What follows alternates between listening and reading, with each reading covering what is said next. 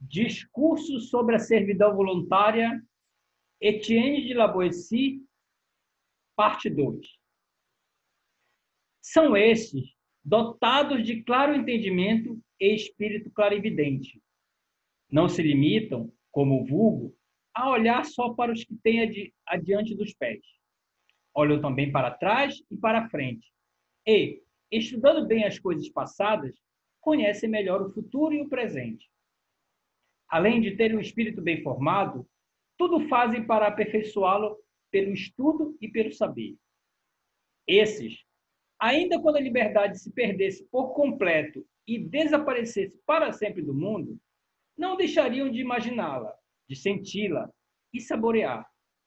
Para eles, a servidão, por muito bem disfarçada que lhes aparecesse, nunca seria coisa boa.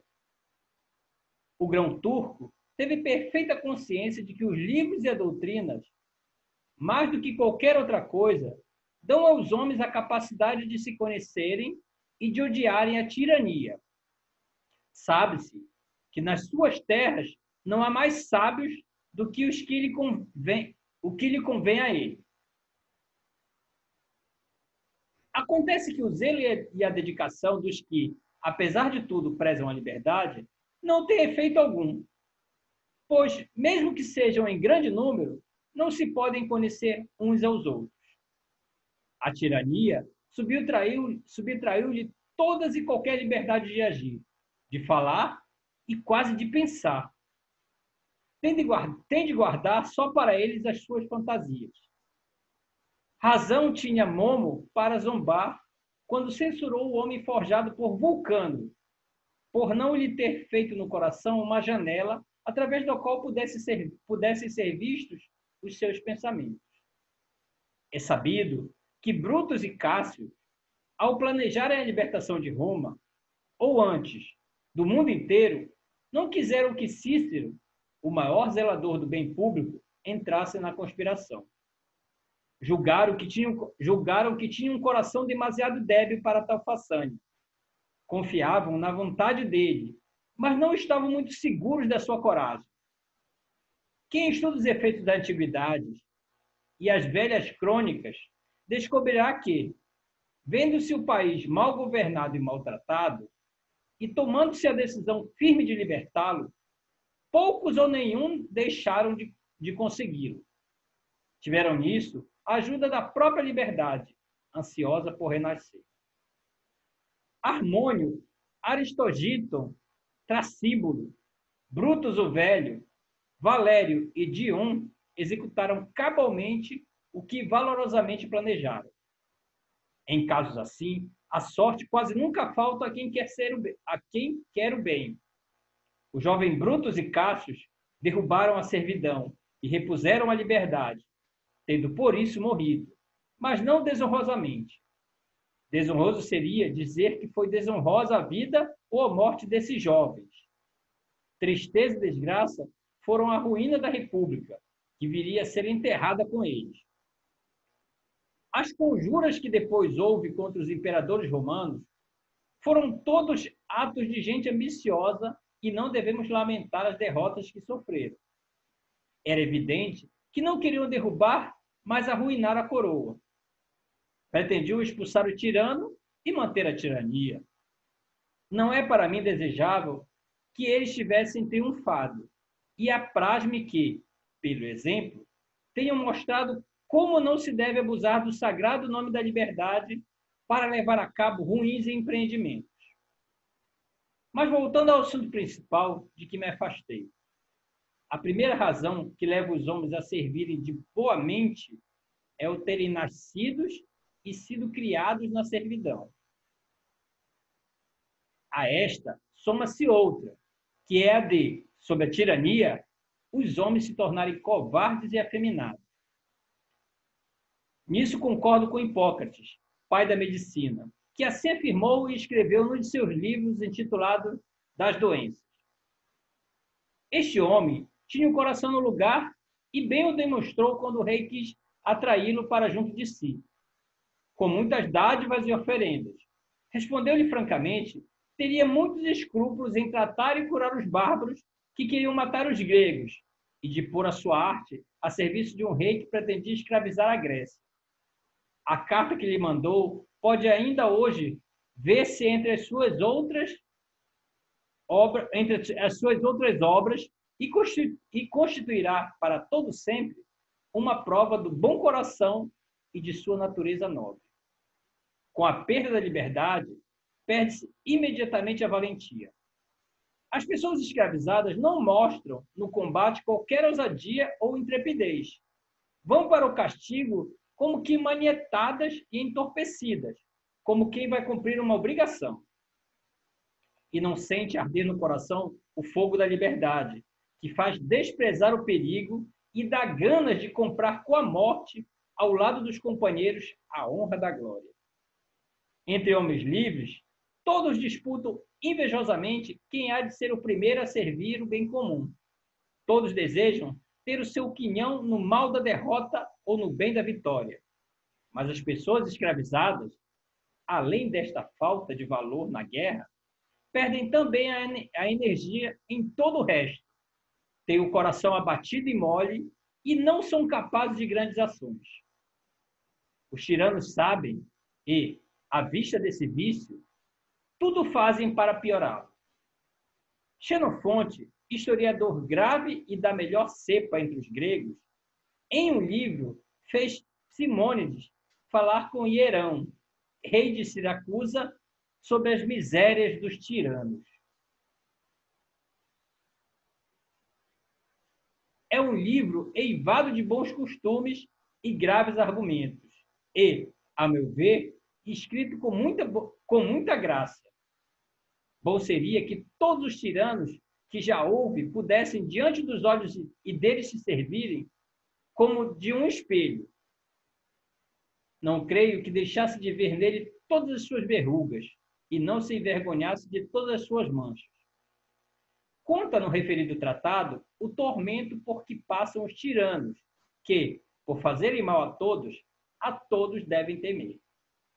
Diz, entre outras coisas, que os maus reis recorrem a estrangeiros para fazerem a guerra, subornam-nos e não se atrevem a meter armas nas mãos dos próprios súditos a quem ofenderam. Reis houve, alguns até franceses, mais outrora do que nos dias de hoje, que contrataram para a guerra mais de uma nação estrangeira, com intenção de preservarem os seus, por acharem que não era perdido o dinheiro gasto em defesa das pessoas. Era o que dizia Cipião, o grande africano, julgo, para quem valia mais defender a vida de um cidadão do que desbaratar 100 inimigos. Mas não há dúvida alguma de que o tirano se julga absolutamente seguro e só se preocupa quando percebe que já não tem a seu serviço um único homem de valor. Com razão, se lhe poderá dizer nessa altura o que Trasão, em Terêncio, se gloria de ter dito ao domador de elefantes. Tão bravo vos eis mostrado, que sois das bestas criados. Mas esse estratagema com que os tiranos humilham os súditos está, mais do que em qualquer outro lado, explicado no que Ciro fez aos lídios, depois de se ter apoderado de Sardes, capital da Lídia, quando aprisionou o riquíssimo rei Cresso e o levou cativo. Trouxeram-lhe a notícia de que os de Sardes se tinham revoltado. Ter-lhe-ia sido fácil dominá-los. Não desejando sequer uma tão bela cidade, nem querendo descartar para lá um exército que a vigiasse, recorreu a um outro expediente. Fundou nela bordéis, tabernas e jogos públicos, e publicou um decreto que obrigava os habitantes a frequentá-los.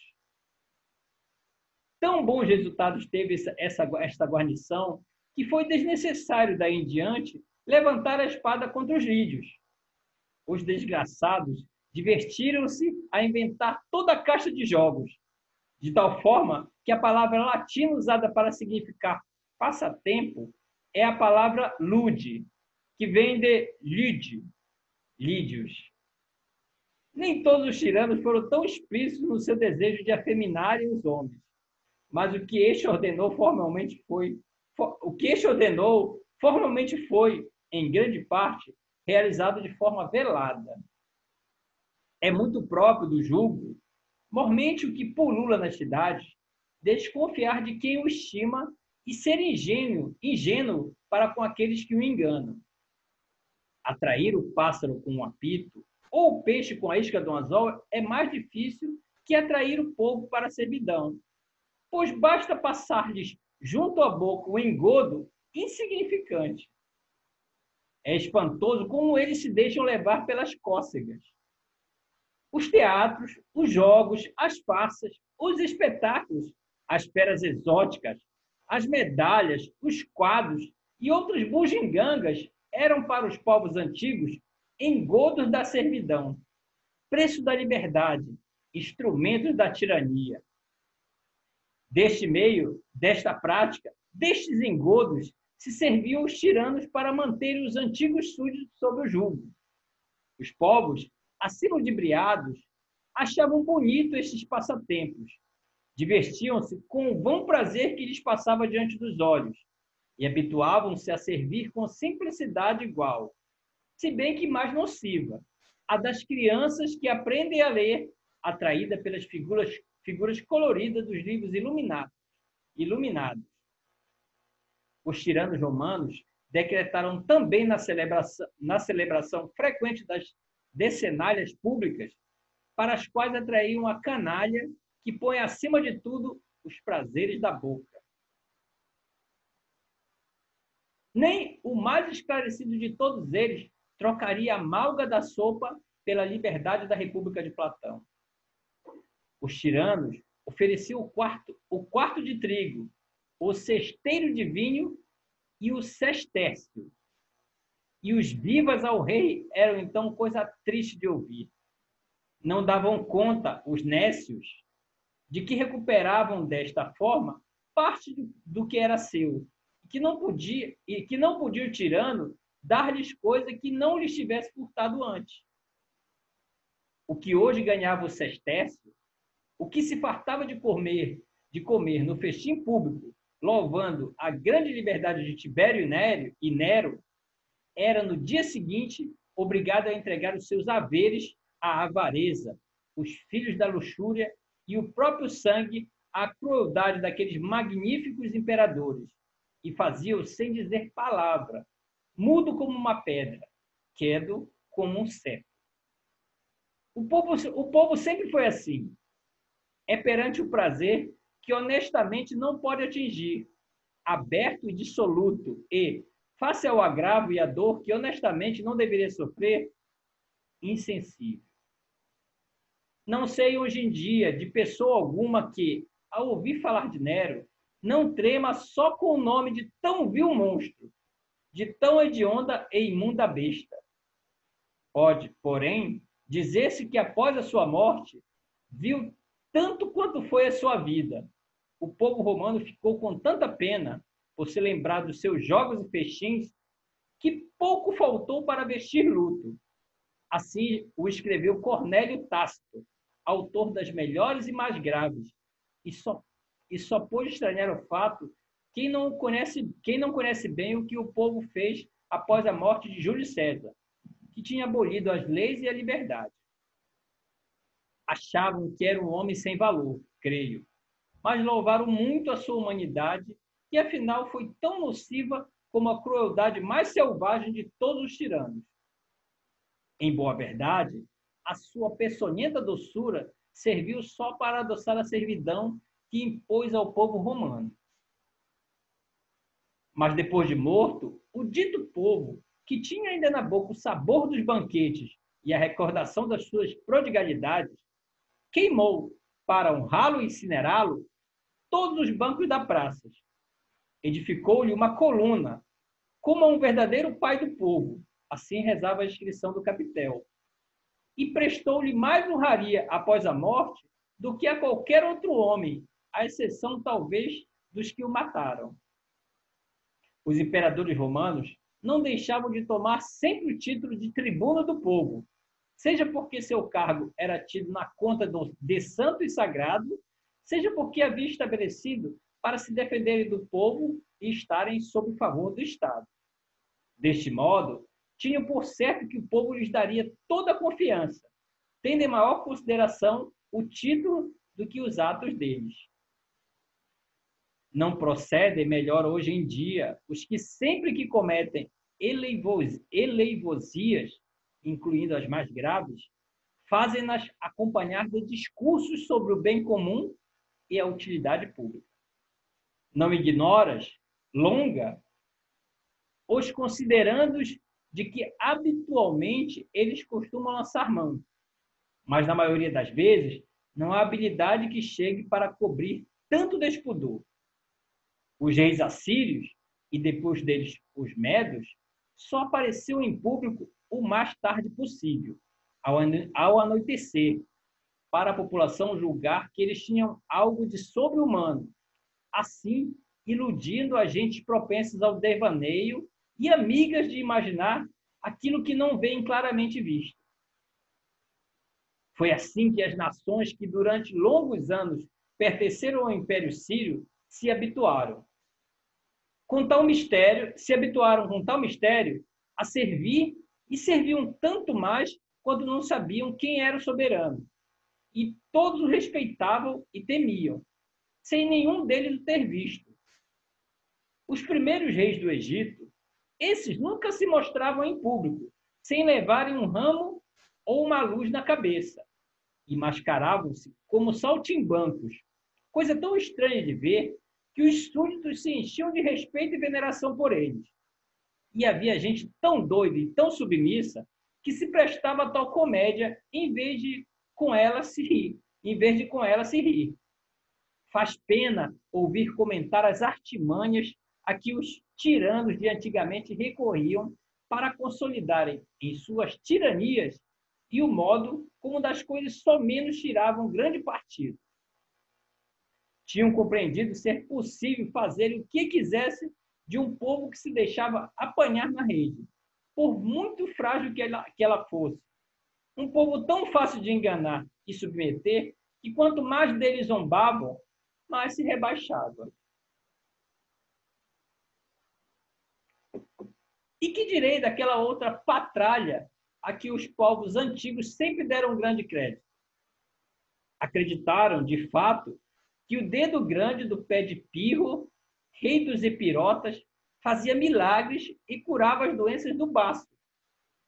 Acreditavam na lenda de que o dito dedo, após a cremação do corpo de Pirro, ficaria inteiro no meio das cinzas. Era o próprio povo que forjava as mentiras em que posteriormente acreditava. Muitos assim o escreveram, e pelo modo como o fizeram, é patente que se limitaram a reunir o que ouviam dizer nas cidades entre o povo miúdo. Vespasiano, no regresso da Síria, passando por Alexandria a caminho de Roma, para tomar o governo do império, teria realizado muitos milagres. Punha os coxos a andar, dava vista aos cegos e obrava muitas outras façanhas em que só podia acreditar quem fosse mais cego do que aqueles a quem pretensamente curava. Até os mesmos tiranos se espantavam com a forma como os homens podem suportar um homem que lhe faz mal. Utilizavam, por isso, o disfarce da religião e, se possível, tomavam o aspecto de certas divindades, disso se servindo para protegerem a má vida que levavam. Se dermos créditos a Síbila, se dermos créditos a Sibila de Virgílio e a sua descrição do inferno, Salmoneu, por ter zombado dos deuses e vestido a indumentária de Júpiter, está agora no fundo do inferno, a receber o castigo que merece. Assim são os versos. As penas vis cruéis e penetrantes, de Salmoneu soberbo, que tanto erra, de Júpiter tonante, o raio horrendo, e de Olimpo os trovões contrafazendo. De 4 frisões este conduzido, uma tocha acendida maneando, pelos povos da Grécia atrevido e pelo meio da Hélides triunfante. O culto aos altos deuses só devido. Pedia Mentecapto que rodando pela ponte no coxo miserável, fingia a chuva e o raio imitável. Mas de uma nuvem densa, um raio horrendo, vibrando irado, o Padre Onipotente o derrubou com ímpeto tremendo, não com fumoso raio ou tocha ardente. Eneida, Virgílio, capítulo 6.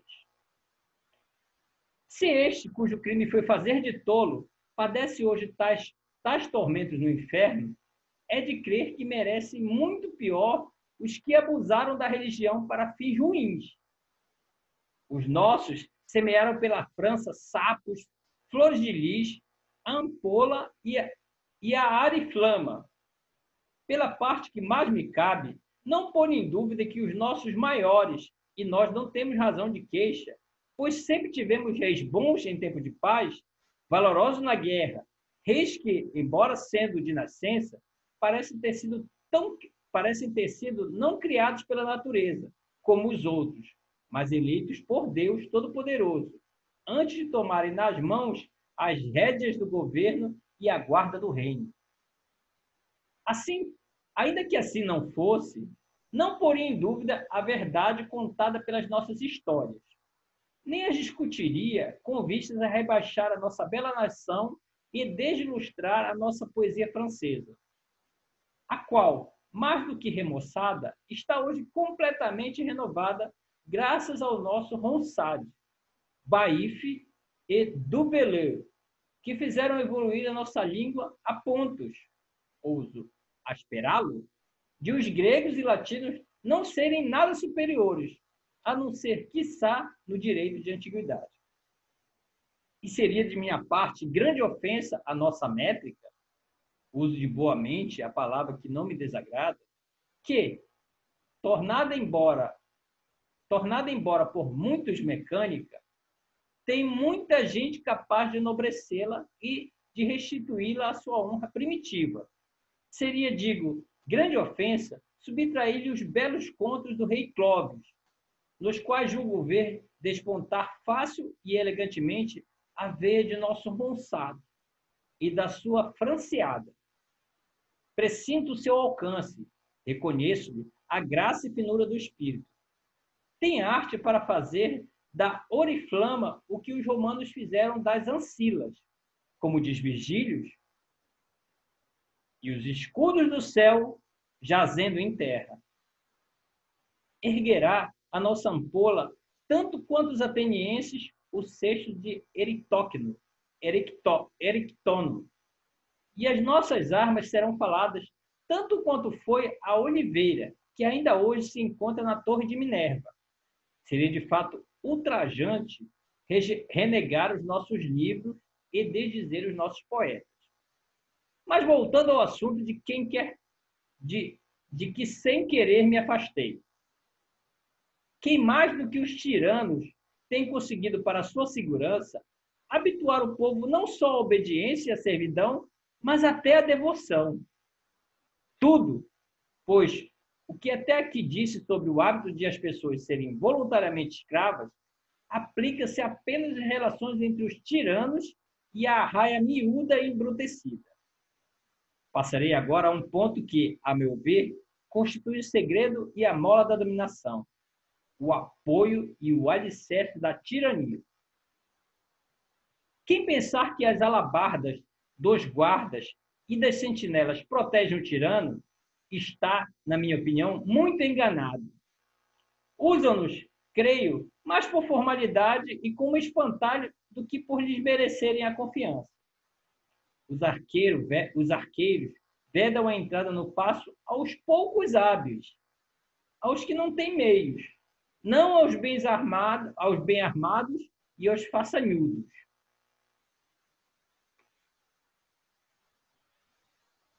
Dos imperadores romanos, se pode dizer que foram menos os que escaparam de qualquer perigo por intervenção dos arqueiros do que os que pelos próprios guardas foram mortos.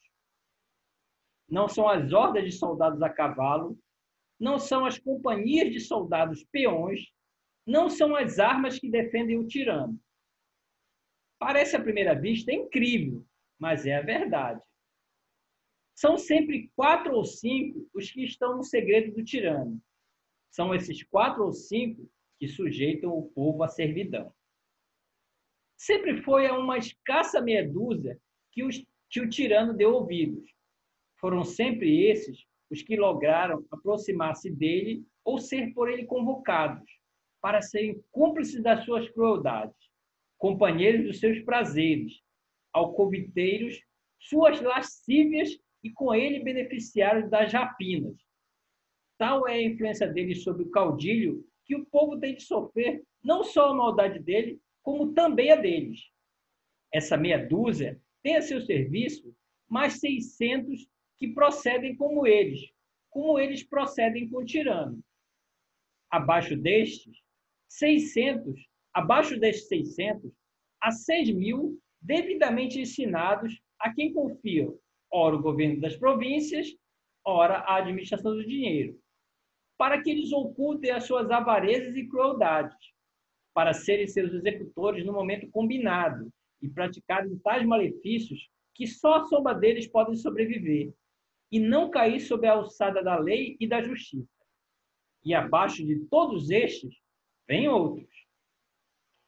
Quem queira perder o tempo a desenredar esta complexa meada, descobrirá abaixo de tais 6.000, mais 100.000 ou 100 milhões agarrados à corda do tirano, tal como em Homero Júpiter se gloria de que, puxando a corda, todos os deuses virão atrás.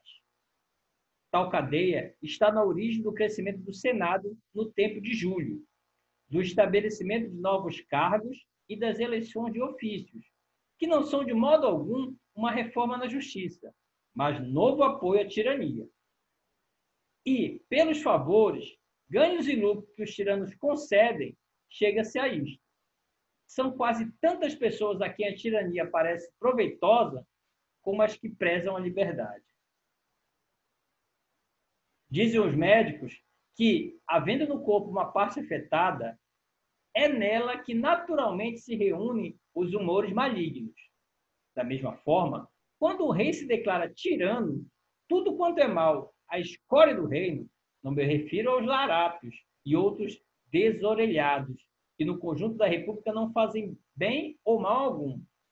Os que são ambiciosos e avarentos, todos se juntam à volta dele para apoiarem, para participarem do saque e serem outros tantos tiranetes logo abaixo do tirano. É o caso dos grandes ladrões e corsários famosos. Há uns que exploram o país e assaltam os viajantes. Estão uns de emboscadas e outros à espreita.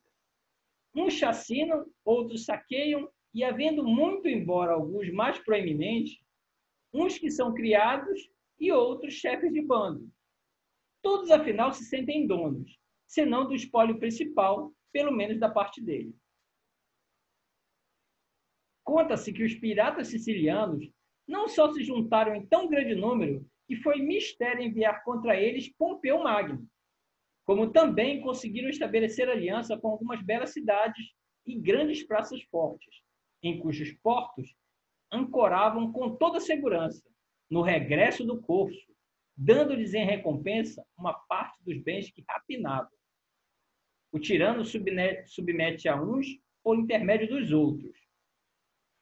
É assim protegido por aqueles que, se algo valesse, antes deviam recear, e dá razão ao adágio que diz ser a lenha rachada com cunha feitas na mesma lenha. Vejam-se os arqueiros, os guardas e porta-estandartes, que do tirano recebem tão poucos agravos. Mas os desgraçados, banidos por Deus e pelos homens, suportam de boamente o mal e descarregam, depois desse mal, não naquele que os maltrata, mas no que são como ele maltratados e não têm defesa.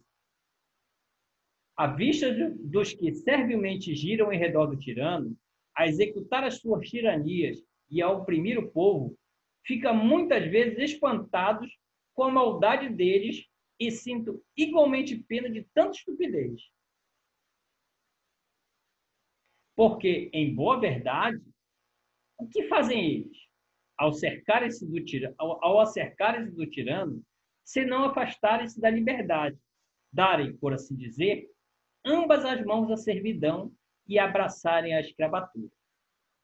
Ponham eles algum freio à ambição, renunciem um pouco à avareza, olhem depois para si próprios, vejam-se bem e perceberão claramente que os camponeses, os servos que eles espezinham e tratam como escravos, são, em comparação com eles, livres e felizes.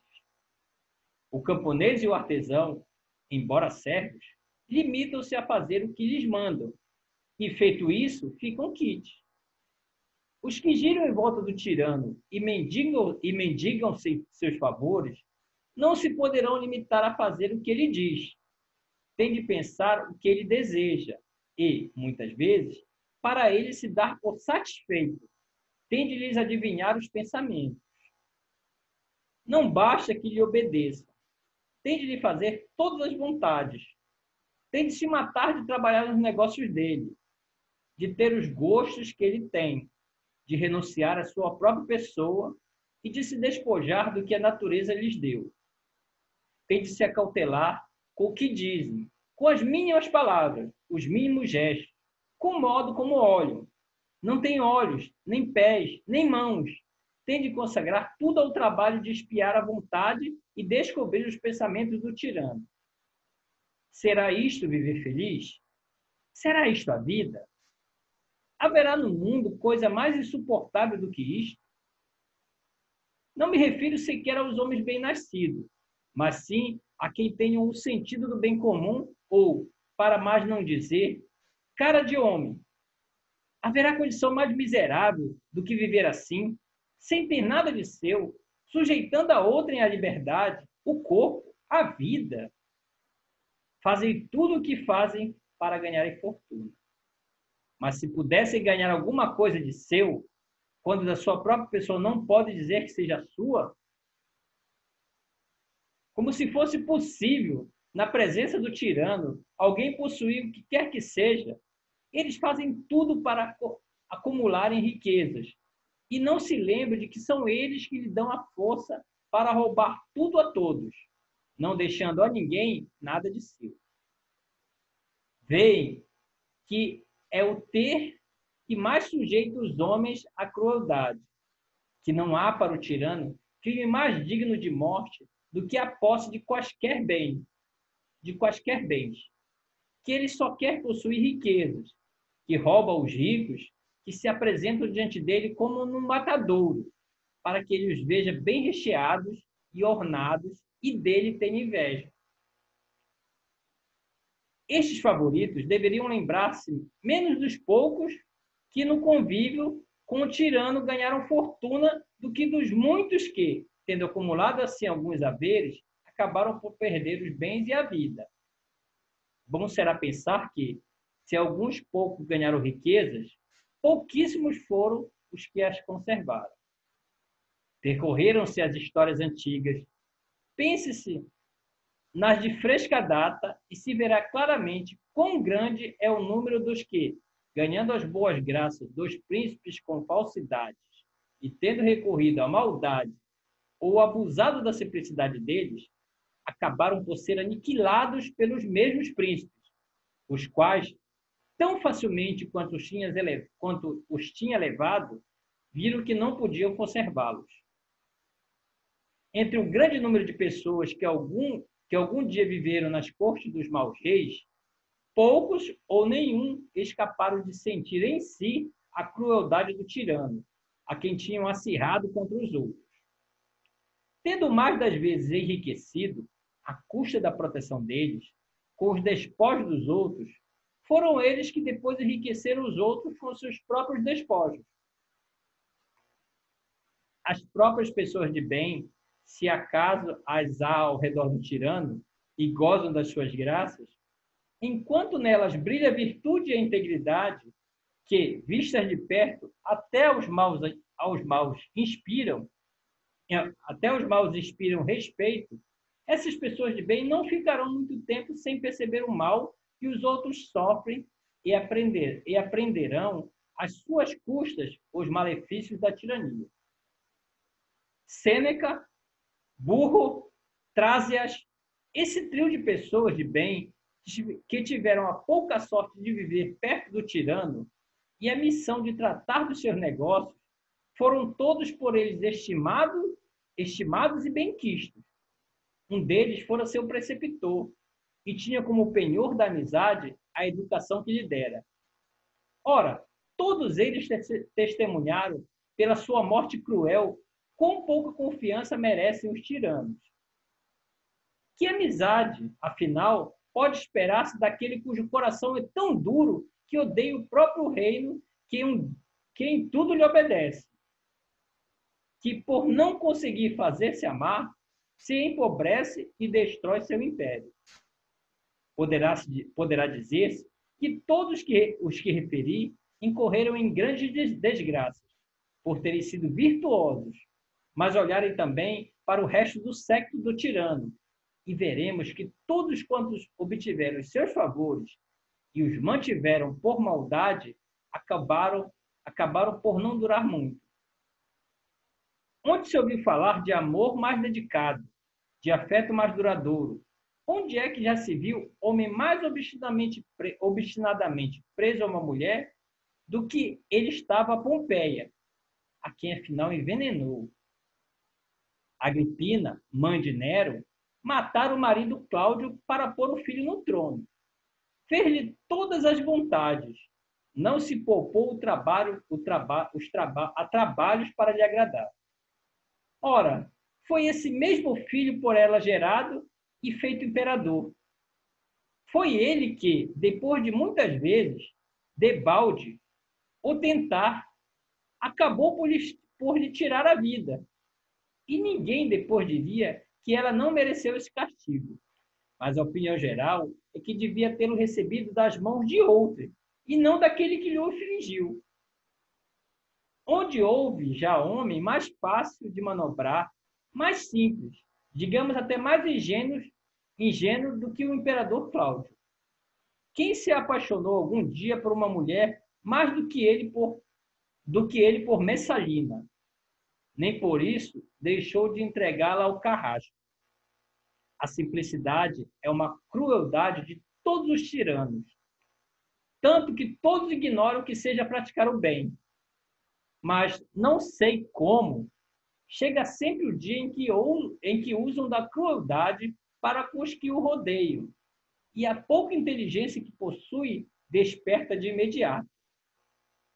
É bem conhecida a palavra daquele que, vendo a descoberto o colo da mulher amada, sem a qual pareceria não poder viver, a acariciou dizendo: este belo pescoço, logo que eu ordene, pode ser cortado.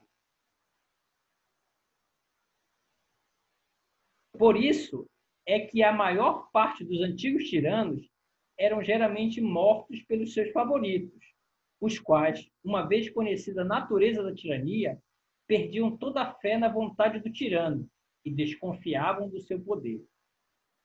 Assim foi que Domiciano morreu às mãos de Estevão, Cômodo assassinado por uma das suas amantes, Antonino por Mácrino, e o mesmo aconteceu com quase todos os outros.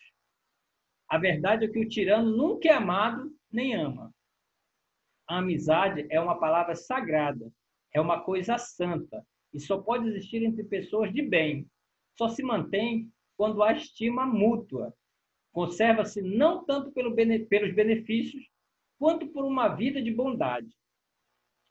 O que dá ao amigo a certeza de contar com o amigo é o conhecimento que tem da sua integridade, a forma como corresponde à sua amizade, o seu bem-feitio, a fé e a constância.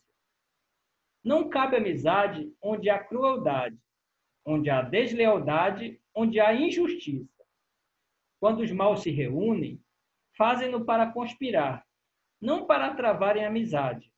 apoiam-se uns aos outros, mas temem-se reciprocamente. Não são amigos, são cúmplices. Ainda que assim não fosse, havia de ser sempre difícil achar no tirano o amor firme.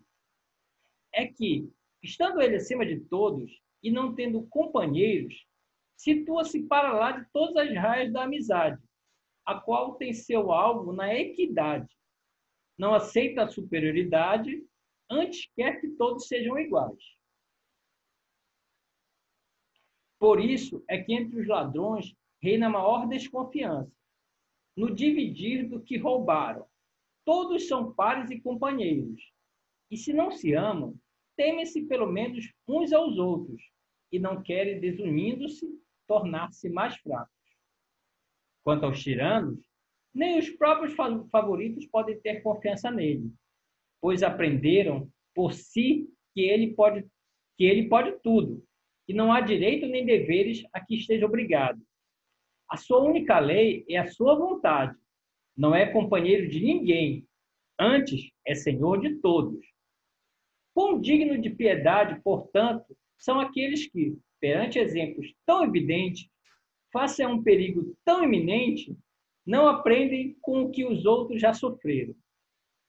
Como pode haver tanta gente que gosta de conviver com os tiranos, que nem um só tem inteligência e ousadia que baste para lhe dizer o que, no dizer do conto, a raposa respondeu ao leão que se fingia doente. De boa mente entraria no teu covil, mas só vejo pegadas de bichos que entram, e nenhuma dos que dele tenham saído. Esses desgraçados só veem o brilho dos tesouros do tirano e ficam olhando espantados para o fulgor das suas suntuosidades, deslumbrados com tanto esplendor. Aproximam-se e não veem que estão a atirar-se para o meio de uma fogueira, que não tardará a consumi-los. O sátiro indiscreto, reza a fábula, ao ver aceso o lume descoberto por Prometeu, achou-o tão belo que foi beijá-lo e se queimou.